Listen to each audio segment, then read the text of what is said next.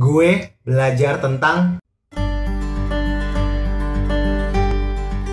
Halo, selamat datang lagi di channel gue. Di sini gue akan kembali mereview tentang apa sih yang gue dapatkan dari buku yang gue baca. Buku selanjutnya yang gue kembali baca adalah buku The Power of Habit. Kenapa gue baca ulang? Karena gue pengen buat konten ini, tapi gue lupa ingat isinya apa. Jadi ya gue baca lagi. Alhamdulillah sekarang gue bisa mereview buku ini. Baik, langsung saja kita mulai. Buku ini menjelaskan tentang apa sih definisi kebiasaan itu dan bagaimana kebiasaan itu bekerja di kehidupan kita sehari-hari atau bahkan di ruang lingkup yang lebih besar, yaitu organisasi dan juga komunitas. Yang pertama yaitu memahami bagaimana kebiasaan bekerja. Kebiasaan itu bekerja dengan 3 pola, yaitu pertama tanda, kedua rutinitas, dan ketiga adalah ganjaran. Ketika kita contohnya, rutinitas kita itu buka sosmed. Wah, diupdate. Kebanyakan dari kita pasti melakukan itu. Buka sosmed, buka Instagram, Twitter, atau mungkin masih ada dari teman-teman gue yang buka Facebook. Nah, itu adalah sebuah rutinitasnya. Lalu tandanya apa? Kalau gue sih biasanya gue gabut.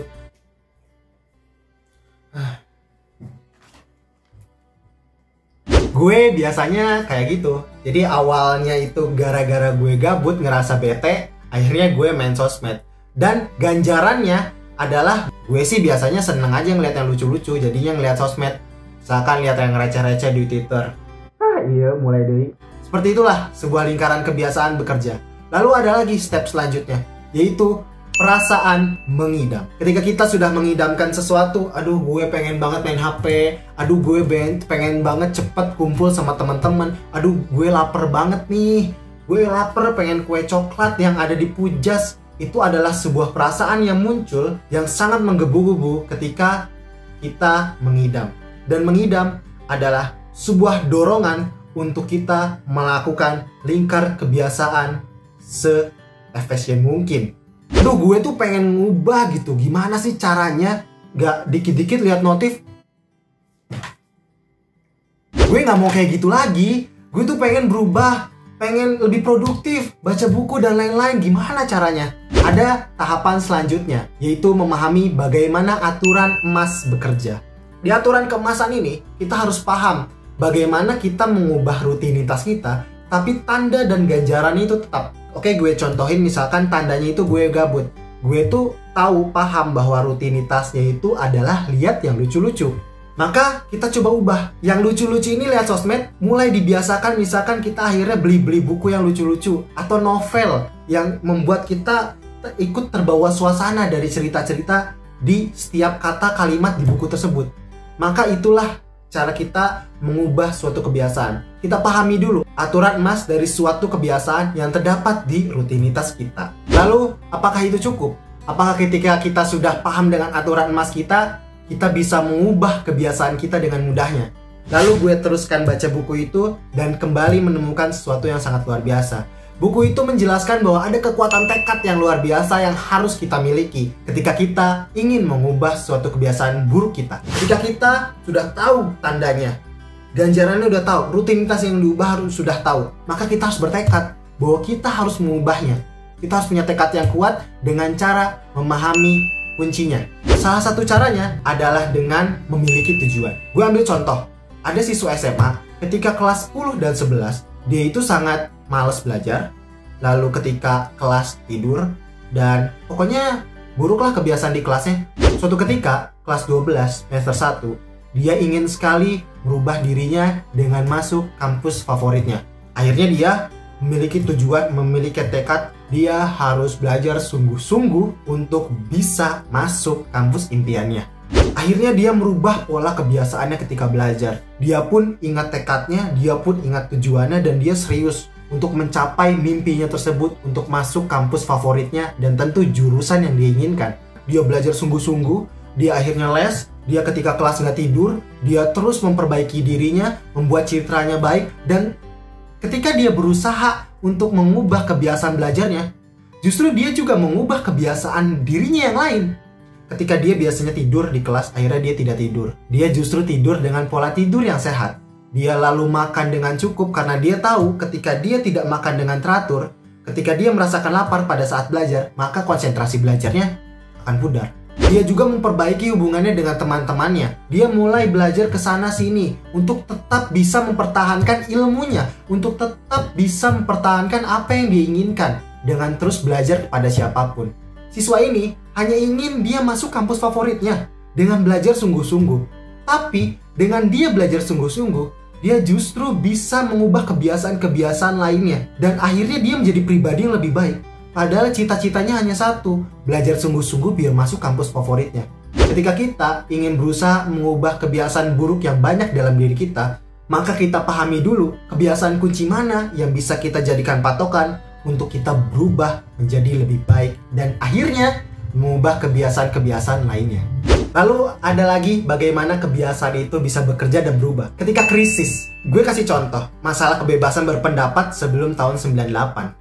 Ketika mahasiswa berkumpul untuk berdiskusi saja didatangi aparat. Semakin lama semakin banyak, waktu berjalan, krisis ini semakin besar, orang-orang semakin gemas, orang-orang semakin kesal dengan rezim yang sangat otoriter. Maka akhirnya pecahlah suatu aksi yang sangat luar biasa di tahun 1998. Aksi tersebut membuat Bapak Soeharto mundur dari jabatannya dan akhirnya lahirlah reformasi pada zaman Pak Habibie. Akhirnya lahirlah sebuah kebiasaan baru yang dulu kebiasaannya itu ketika berpendapat sangat sulit, akhirnya bisa berubah menjadi kebiasaan yang baru yang sangat mudah sekali untuk kita berpendapat. Itulah bagaimana sebuah kebiasaan bisa berubah dengan cepat dalam situasi krisis. Lalu ada lagi, kebiasaan bisa berubah lagi ketika kita menyisipkan kebiasaan baru di kebiasaan lama.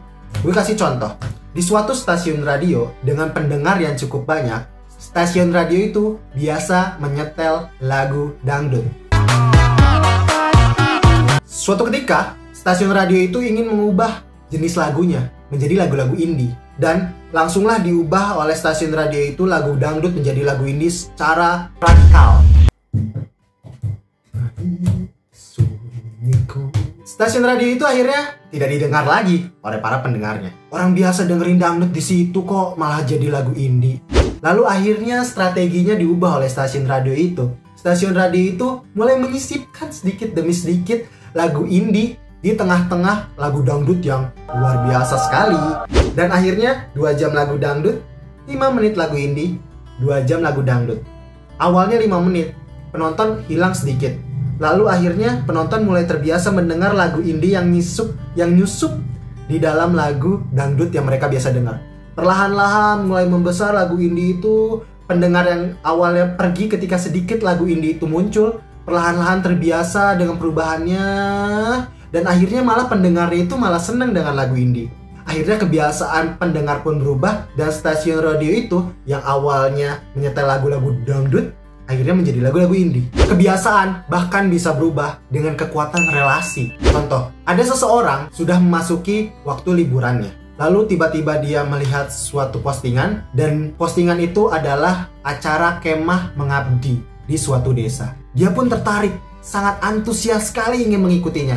Akhirnya dia pun daftar dan dia pun lolos. Tiba-tiba mendekati hari H, dia merasa malas. Aduh, gue tuh pengennya santai aja sebenarnya liburan. Gue pengen liburan lain, tapi kenapa ya gue malah ikut acara ini? Suatu hari, dia melewati suatu taman. Ketika dia lewat taman itu, ada teman kelasnya yang berkumpul di taman itu. Sini. Iya. Bro, lu lolos ya? Kemah mengabdi itu yang hanya sedikit orang itu yang ikut. Iya gue lolos. Wih, hebat bener dah lu. Hebat bener dah. Gue dukung lo. 2 hari lagi kan berangkat? Iya 2 hari lagi. Wah, gue tunggu cerita-cerita lo ya. Iya. Itu dari teman kelasnya. Atau contoh lainnya seperti ini. Ketika seseorang itu habis dari taman, dia langsung menuju supermarket. Lalu dia bertemu dengan seseorang yang sedang siap-siap untuk kemah mengabdinya. Di belanjaannya banyak banget, Mas. Buat apa? Oh ini untuk persiapan kemah mengabdi. Oh iya? Saya juga ikut. Oh iya, masih ikut? Masih juga di sini mau belanja dong? Iya nih. Kayaknya belanja juga ya. Oke, ditungguin nanti. Kita ketemu di kemah mengabdi. Semoga kita sekelompok. Iya. Dua contoh yang tadi gue contohin, ketika dia bertemu dengan teman-teman kelasnya dan ketika dia bertemu seseorang yang dia nggak kenal, tapi akan menjadi kenal ketika di kemah mengabdi, adalah dua contoh ketika ikatan kuat dan ikatan lemah bisa mempengaruhi suatu kebiasaan. Lalu yang terakhir adalah kebiasaan bisa merenggut bagaimana kita memutuskan. Contohnya, ketika kita terbiasa banget lihat sosmed, lihat IG, lihat Twitter, bahkan kita tanpa sadar, dan akhirnya malah sadar ketika kita udah lihat sosmed. Ih, kenapa gue liat sosmed sih? Gue pernah ngelakuin itu dan gue bisa dibilang sering kayak gitu. Pas lagi gabut, gue tiba-tiba ngambil HP, ngeliat gue tuh langsung ngelempar HP gue kayak tadi. Kenapa gue main HP? Padahal gue nggak memutuskan untuk main HP seperti cerita lingkar kebiasaan yang awalnya. Ketika kita ingin punya kebiasaan bagus, maka kita harus pahami bagaimana kebiasaan bekerja, lalu mengubahnya perlahan-lahan, dan akhirnya kebiasaan pun bisa berubah menjadi lebih baik. Kalau gue sekarang ingin sekali menjadikan baca buku itu otomatis dalam diri gue. Gue nggak mau lihat HP ketika gue gabut, tapi gue pengen baca buku aja. Dan menjadikan baca buku itu menjadi hal yang happy buat gue, hal yang menyenangkan buat gue. Semua manusia bisa berubah ketika kita memutuskannya untuk berubah. Ketika kita memutuskan ingin memiliki tekad yang kuat untuk berubah. Maka, mari mulai putuskan kebiasaan apa yang ingin kita ubah, dan kita ingin menjadi orang yang seperti apa. Terima kasih kepada teman-teman yang sudah menonton channel gue. Semoga bermanfaat, dan see you again in the next video.